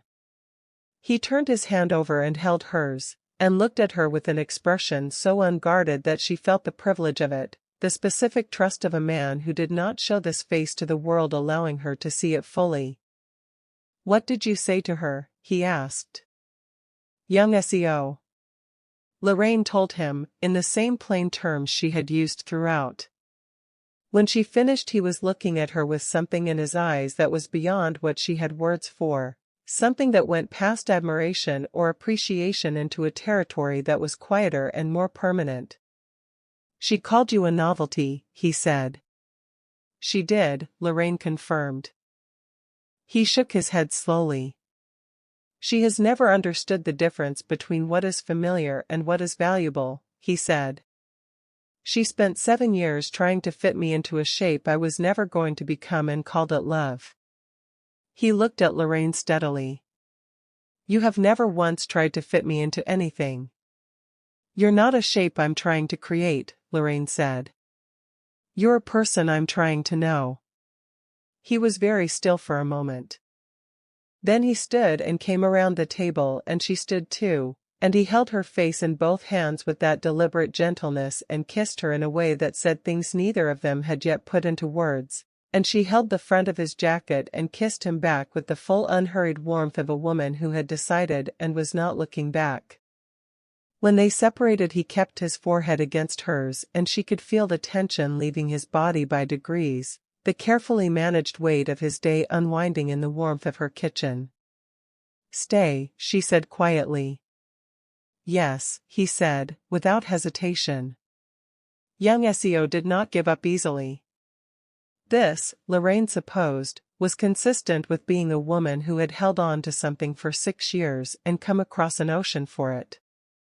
She made 2 more approaches in the week that followed, both of them calculated and both of them unsuccessful. The first was a public one. She appeared at a restaurant where Lorraine and Junho were having dinner with Hyun-soo and made a scene that was elegant enough to be deniable as a scene while being unmistakably one, greeting Junho with proprietary warmth and regarding Lorraine with the kind of microscopic condescension that was designed to make the recipient feel it without being able to name it. Lorraine felt it. She named it to herself, filed it accurately, and smiled throughout with the serene composure of a woman who had been professionally courteous to difficult people for 22 years and could do it in her sleep. Junho was coldly civil to young SEO and ended the interaction in under 4 minutes with a precision that made Hyun-soo, watching from across the table, look briefly impressed. In the car afterward, Lorraine said nothing about it and Junho said nothing about it for 3 blocks and then said, without looking away from the road, "You were extraordinary in there." "I was polite," Lorraine said. "The politeness was extraordinary," he said. She looked out the window at the Los Angeles night and permitted herself a small private smile. The second approach was less elegant. Young SEO came to Pacific Meridian Bank on a Thursday morning, to Lorraine's bank, her professional space, the place she had built over 22 years, and asked to see her under the pretense of opening a business account. Sandra, who had never forgiven the world for not telling her more about Junho and compensated by being fiercely protective of Lorraine, came to Lorraine's office with an expression of deep suspicion and relayed the request. Lorraine put down her pen. "Send her in," she said. Young SEO came in dressed for impact, which Lorraine noted and set aside, and sat across the desk with the posture of a woman accustomed to being the most significant presence in a room. Lorraine clasped her hands on the desk and waited. "You're not going to make this easy," young SEO said, dropping the pretense of the account inquiry immediately. "There's nothing to make easy or difficult," Lorraine said. "Junho is not a decision I'm revisiting." "He will hurt you," young SEO said, and for the first time there was something in her voice that was not strategy, something raw underneath the composed surface. "Not because he wants to. Because his world does not accommodate the people he loves. I know this better than anyone. I spent 7 years learning it." Lorraine looked at her with the full attention she gave to things that deserved it, and what she saw surprised her slightly, not a villain, not a predator, but a woman who had genuinely loved someone and genuinely lost him and had not yet found a way to put it down. "Young SEO," she said, with a gentleness she meant. "I hear what you're saying. And I believe you experienced what you're describing." She paused. "But I think the story you're telling about why it ended may not be entirely accurate." Young SEO's eyes sharpened. "What do you mean?" "I mean that a man's world not accommodating the people he loves and a man choosing not to accommodate a specific person are 2 different things," Lorraine said carefully. "I don't know everything that happened between you. But I know Junho, and I know that when he decides something matters to him he reorganizes everything around that decision." She held the woman's gaze. "I think you may have been the wrong person at the wrong time, and that is genuinely painful and genuinely not your fault, but it is not the same as what you're telling me." Young SEO stared at her for a long moment. Something moved across her face that was complicated and unresolved. Then she stood, with the careful composure of a woman reassembling herself, and smoothed her coat. "You are not what I expected," she said. "I've been hearing that a lot lately," Lorraine said. Young SEO looked at her for one final moment at the door. "Take care of him," she said, and it came out with a genuine weight that had nothing manipulative in it, just the honest residue of a long feeling. "He carries more than he shows." "I know," Lorraine said. Young SEO left. Sandra appeared in the doorway approximately 6 seconds later with both eyebrows elevated at maximum height. Lorraine gave her a look. Sandra retreated. Lorraine picked up her pen and went back to work. Christmas came to Lorraine's house with more warmth than it had carried in 4 years. Camille flew in from Atlanta with her husband and their 2 children. Derek came from Seattle, quieter than his sisters and more observant, with the careful eyes of the family's middle child who had spent a lifetime reading rooms. Simone called from London on Christmas Eve and made everyone laugh for 40 minutes on video call with stories about her British co-worker's relationship with the concept of adequate central heating. Junho came on Christmas evening, after Lorraine's family had had their private mourning, arriving with a Korean pear and persimmon gift set that he presented to Lorraine with a formality that made Camille exchange a look with her husband across the room. He sat in Lorraine's living room among her children and her grandchildren and her Christmas decorations and the particular controlled chaos of a family that was comfortable with each other, and he was quiet and attentive and completely present in the way she had learned to value. Derek assessed him for the first hour with the focused neutrality of a protective son who was reserving judgment. Then Junho, apparently having decided that the assessment deserved a direct response, turned to Derek during a lull in the general conversation and said, "You have questions. Ask them." Derek blinked. Then, to his credit, he asked them. For 20 minutes the 2 men talked in the corner of the living room while Lorraine, watching from the kitchen doorway, pretended to be doing something with the dessert plates. Camille appeared at her elbow. "What are they talking about?" she whispered. "I don't know," Lorraine murmured. "Derek is nodding," Camille observed. "He never nods." He did not nod at Marcus, and they dated for 2 years. "Camille," Lorraine said. "I'm just noting it factually," Camille said, and stole a Christmas cookie from the plate. Later, when the children were tired and the dishes were done and the house had settled into the warm aftermath of a full day, Junho sat beside Lorraine on her porch in the cool December night while inside her family moved through the last rituals of the evening. The neighborhood was quiet, the occasional distant sound of Christmas music from a neighbor's window, the Los Angeles sky holding its usual ambient glow. "Your family is remarkable," he said. "They're a lot," she said. "I mean it genuinely," he said. "The ease between you. The way they talk to each other. The way they talk to you." He paused. "My family is not like that." "No," she said gently. "My father and I speak in strategy," he said. "My sister and I speak in obligation. It is," he considered the word, efficient. "But it is not what you have in there." Lorraine looked at his profile in the dark. "It can change," she said quietly. "Families are not fixed things. They are made and remade constantly by the people in them." He turned and looked at her. The porch light caught the planes of his face and the steadiness in his eyes, and she thought again, as she had thought many times, that he was a man carrying a great deal of solitude that he had convinced himself was simply the cost of his position.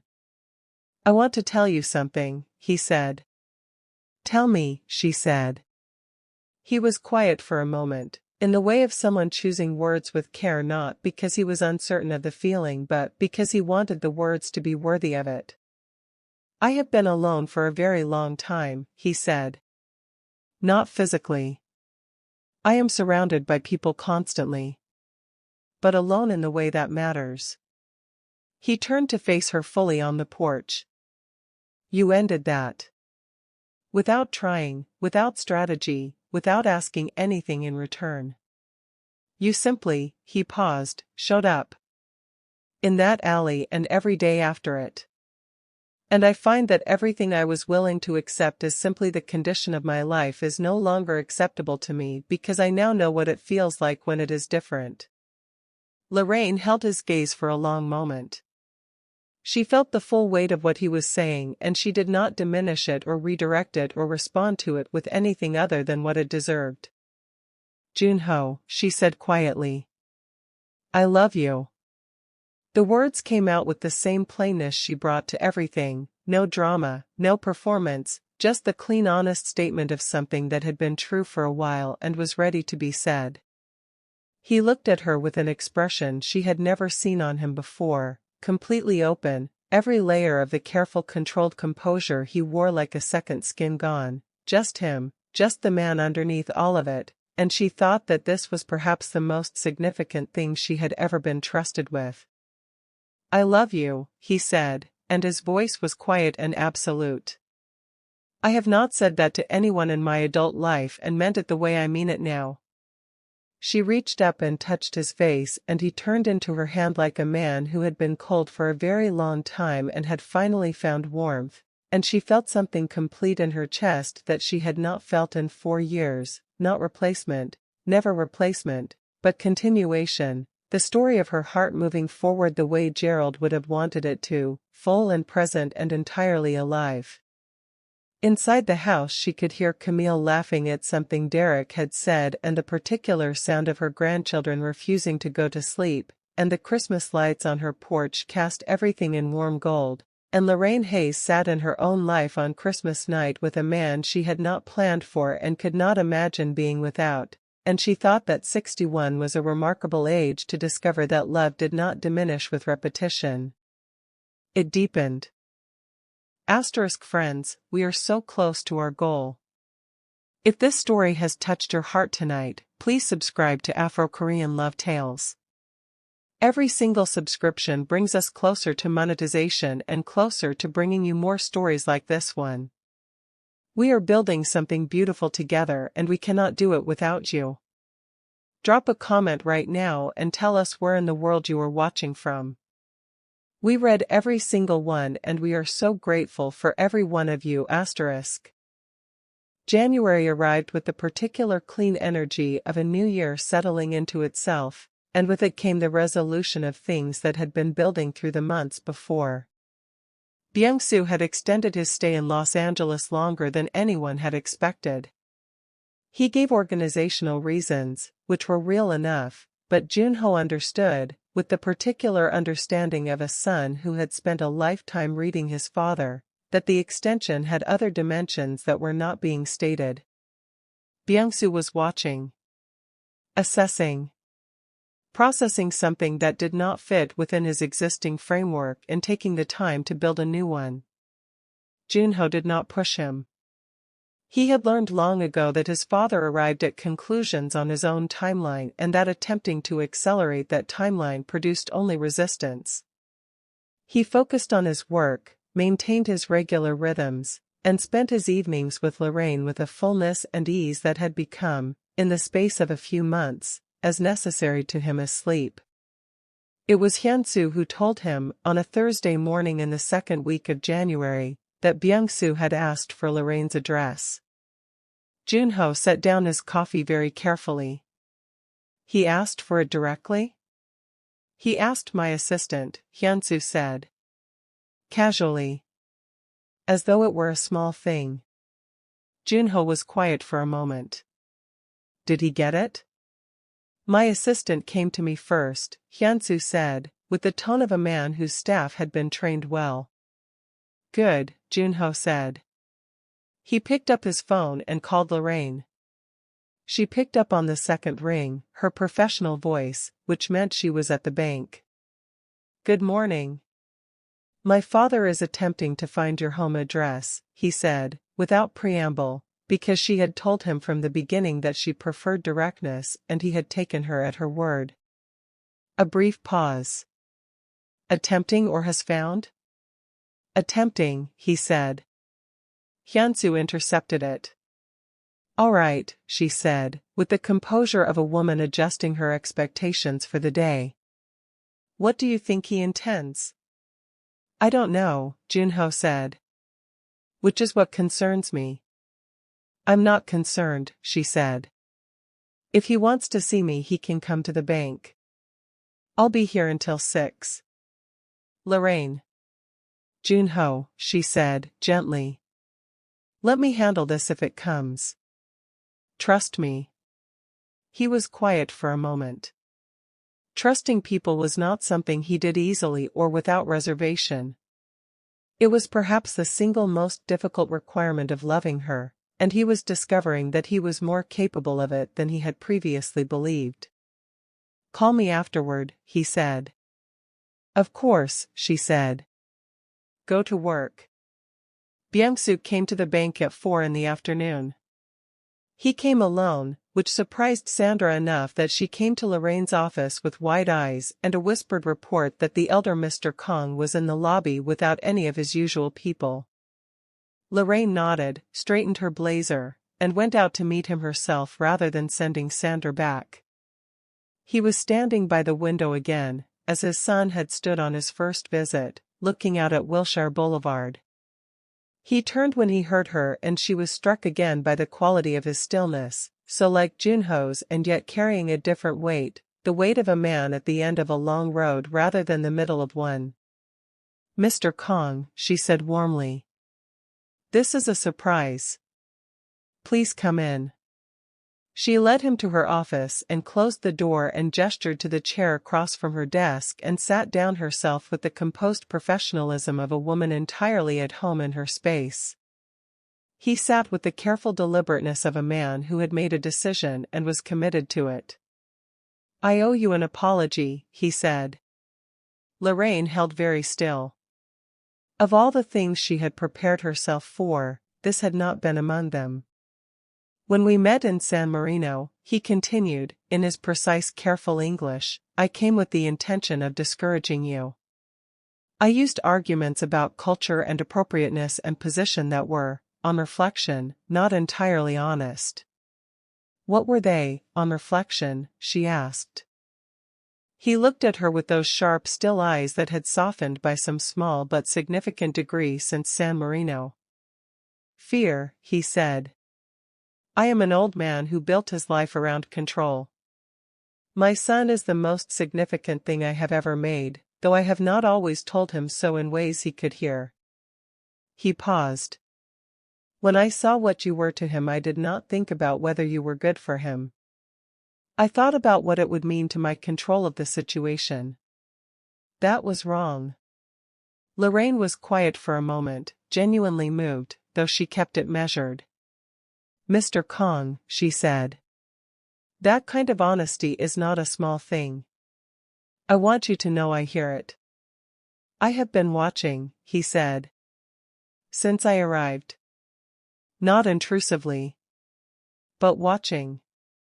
My son, he paused, and something in his face shifted, the controlled surface admitting something from beneath it. My son is different. Not in his work, not in his competence. But in the way he carries himself when the work is finished. There is a ease in him that was not there before. He looked at her steadily. I have not seen that ease since his mother was alive. Lorraine felt the weight of that sentence settle over the room. She died when he was 26, Byung-suk continued. He closed something after that. I understood it because I did the same when she passed. I thought it was simply the Kong way. I think now that I was wrong about that also. Grief teaches us things about ourselves that aren't always accurate, Lorraine said gently. We learn survival and we mistake it for identity. He looked at her for a long moment. You are a wise woman, Miss Hayes. I've had good teachers, she said. Life mostly. Some of them difficult. Something moved across his face that was, unmistakably, the beginning of a genuine smile. It transformed him briefly into a glimpse of the man he might have been in easier circumstances, and she saw Junho in it so clearly that her breath caught for just a moment. I have not changed my position entirely, he said, with the honesty she was beginning to understand was actually one of his characteristics when he was not operating from fear. There are cultural distances that are real and I will not pretend otherwise. But I am a man who can be wrong and I am capable of saying so. He straightened slightly. My son has chosen you. He has chosen you in the way of a man who does not change his mind. I would rather be part of his life as it is than correct about something that is already decided. Lorraine looked at him for a long moment, at this complicated and imperfect man who had loved his son badly and well simultaneously for 50 years, and she felt the particular compassion she had for people who were trying, genuinely trying, to do better than they had done. Mr. Kong, she said. I would like very much for you to be part of his life. And of ours. She extended her hand across the desk. Shall we start again? He looked at her hand. Then he took it, with a firmness and a dignity that told her everything about who he was at his best. Yes, he said. I think we shall. She called Junho from the parking structure at 6:15. He picked up before the first ring had fully sounded, which told her he had been waiting with his phone in his hand.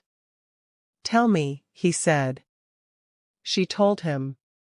She heard the silence on the other end of the line expand and change quality as she spoke, becoming something that was not quite silence at all but something denser and more complicated. When she finished, he did not speak for a moment. She waited. He apologized, he said finally. The words came out with a flatness that told her how much weight they carried.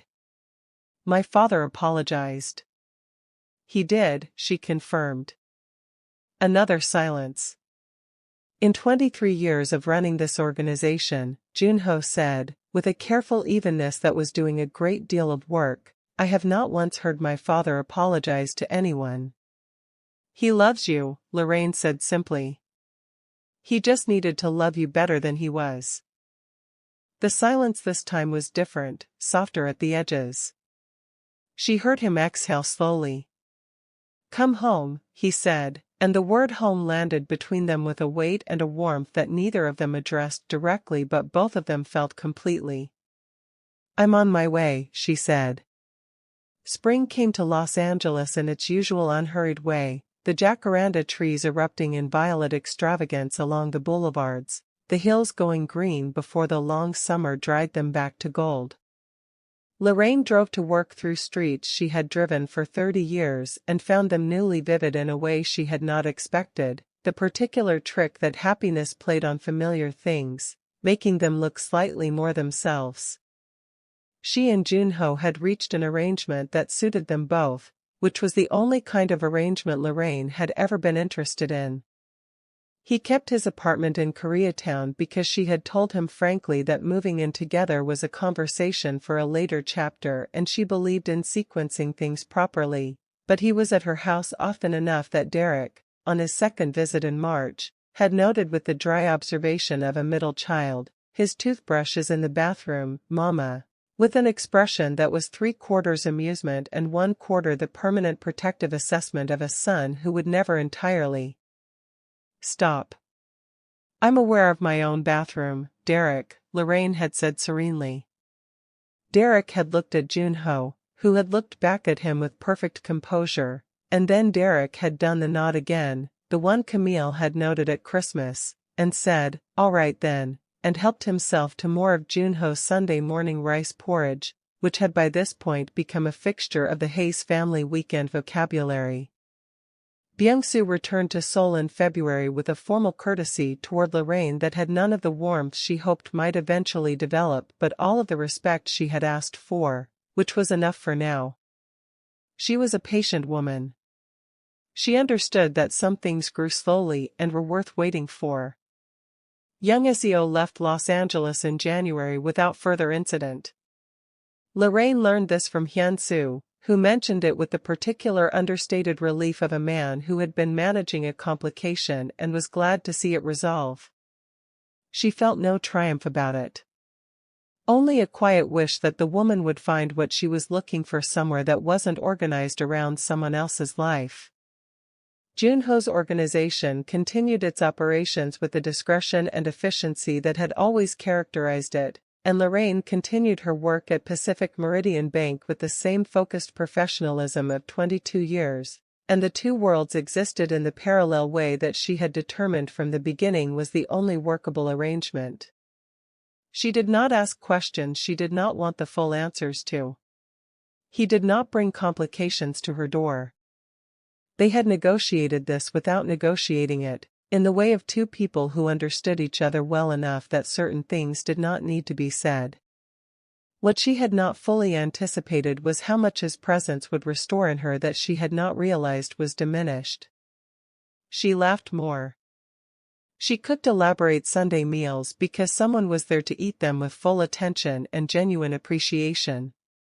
She went to the Getty twice in 1 month and stood in front of paintings talking about them with someone who had opinions.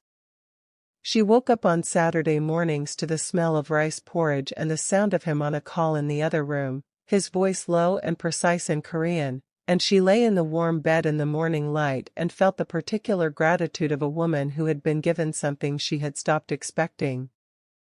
Gerald was still with her. He always would be. She had made her peace with the way love worked, how it did not replace but added, how the heart was not a fixed container but an expandable one, how loving again was not a betrayal of what had been but an honoring of it. Gerald had loved her so well for so long that she knew exactly what love felt like and could recognize it when it came to her again, even dressed in ways she had not anticipated. She thought about this on a Saturday afternoon in April, sitting on her porch with a cup of coffee, watching Junho in her small backyard. He had, over the past month, become quietly involved in her neglected garden with the focused determination he brought to everything, appearing on weekends with plants and quiet purpose, and the backyard was transforming slowly under his attention into something ordered and alive. He was kneeling by the raised bed he had built her, checking something in the soil with his bare hands, his expensive jacket folded over the porch rail because he had learned within 2 sessions that her garden did not care about expensive jackets. His sleeves were rolled to the elbows and he was entirely absorbed in what he was doing and he had not yet noticed her watching him. She watched him for a long moment with the full unhurried attention of a woman who understood the value of a moment worth keeping. He looked up and found her eyes across the yard and the expression on his face when he saw her there, watching him with her coffee cup and her quiet Saturday morning composure, was the expression of a man who could not believe his luck and was grateful for it every day. He held her gaze for a moment and then he smiled, the full real smile that she had been collecting since November, and it still did to her what it had done the first time she saw it. She raised her coffee cup slightly in a small toast. He shook his head slowly, the way he did when she did something that undid him, and went back to his garden. The evening Junho proposed was not elaborate. He had planned something elaborate. She would find out later from Hyun-soo, who told her with the slightly pained expression of a man who had spent considerable effort on logistics, that there had been a reservation at the 34th floor restaurant in Century City, the one from their first dinner, and a specific table, and something involving the Los Angeles skyline at a particular time of evening. But it did not happen that way, because life rarely delivered its significant moments on schedule.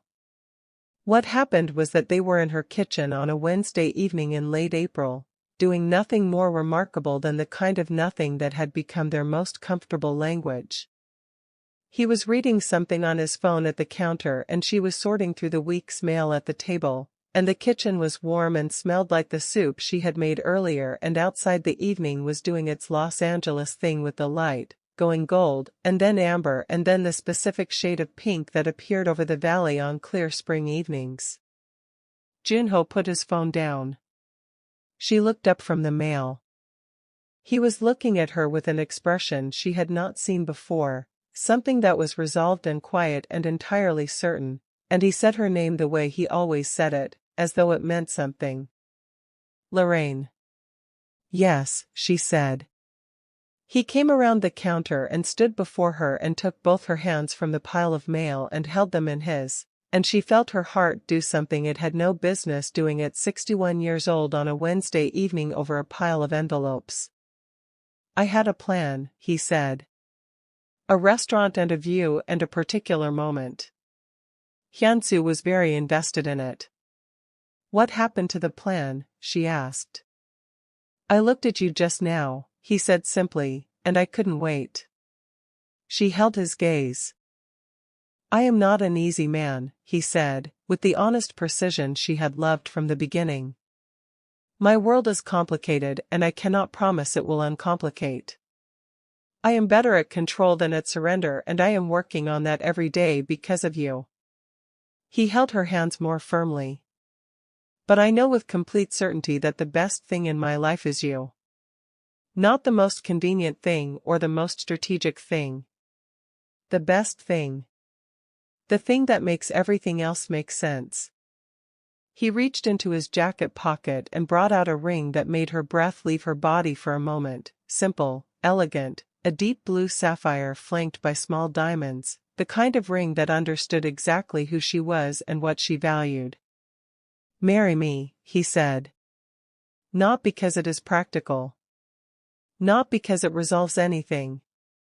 But because I love you and I am not interested in a version of my life that doesn't have you at the center of it."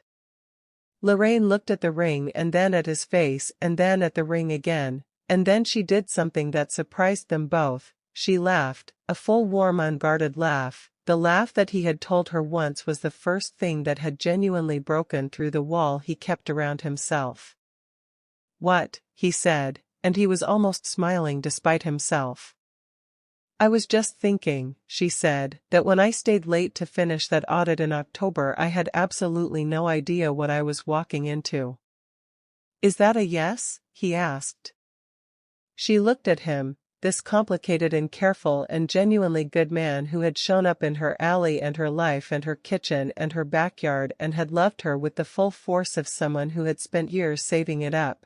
And she thought about Gerald, who had loved her first and completely and had left her better than he found her, and she thought about her children who were already half in love with this man themselves, and she thought about 61 years of a life built on her own terms that had somehow, perfectly, made room for this.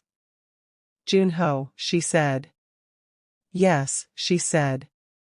He put the ring on her finger with the careful deliberateness that was entirely his. And then he held her face in his hands the way he did and kissed her in her kitchen in the April evening light, and outside Los Angeles went about its enormous indifferent business, and inside everything was complete. They married in July. Not a large wedding. Lorraine had done the large wedding at 30 and it had been beautiful and right for that chapter. This was a different chapter and it asked for something different.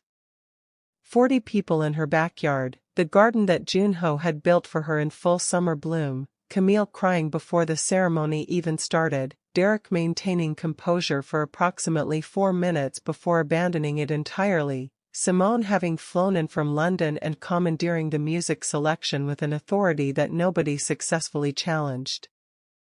Hyunsu stood with Junho, formal and composed and visibly moved in the way of a man who had seen his person through 15 years of chosen solitude and was quietly glad to see it end.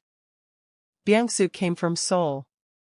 He sat in the front row in a dark suit and watched his son marry a 61-year-old Black American woman from Los Angeles in a backyard full of flowers and people who loved them, and his expression throughout was something that Lorraine, catching his eye once during the ceremony, could only describe as a man arriving somewhere after a very long journey. She squeezed Junho's hands at the altar and he squeezed back and looked at her with those dark steady eyes that had first found her in a dim alley and had not really looked away since. The officiant asked if she took this man. "I do," she said, with the same plainness and completeness she brought to everything. "Without reservation." The officiant asked if he took this woman. Junho looked at Lorraine for a moment before he answered, in the way of someone taking a photograph with their eyes, storing something they intended to keep. "I do," he said. "Every version of her. Every day." Camille made a sound that was somewhere between a sob and a cheer. Several of Lorraine's church ladies, who had come because nothing on earth was going to keep them away, produced handkerchiefs simultaneously. Derek put his arm around his wife and looked at the sky for a moment in the particular way of a man who was not going to cry at his mother's wedding and was working hard on that commitment. Lorraine laughed, because of course she did, and Junho smiled his full real smile, and they were married in the July afternoon in the garden he had grown for her, in the city that had held her life for 30 years, in the middle of a story that neither of them had planned and both of them had chosen every single day until it became the only story either of them wanted to be in. Afterward, when the guests had gone and the backyard was quiet and the summer evening had cooled to something comfortable, they sat together on the porch with glasses of wine and the specific stillness of two people who had arrived somewhere and knew it. Los Angeles hummed in its endless way beyond the neighborhood. The garden was silver in the evening light. Lorraine's ring caught the last of the sunset and sent a small arc of blue across the porch boards. "How do you feel?" Junho asked. She considered the question with the full attention it deserved. "Complete," she said. He lifted her hand and pressed his lips to her fingers, and they sat together in the good quiet of a life that had been built honestly, with open eyes and full hearts, by two people who had found each other in the least likely of places and had been brave enough to stay. The evening deepened around them. Neither of them moved. There was nowhere else to be. And that, dear friends, is the end of our story. If this journey moved you, if Lorraine and Junho found a place in your heart, please subscribe to Afro Korean Love Tales right now. We are so incredibly close to our monetization goal, and every subscription is a step toward bringing you more stories like this one. We pour our hearts into every single video, and we cannot continue without your support. Hit that subscribe button and ring that notification bell so you never miss a story. And please, drop a comment below and tell us, where in the world are you watching from today? We want to hear from every single one of you. Thank you for watching. Thank you for staying until the end. We will see you in the next story.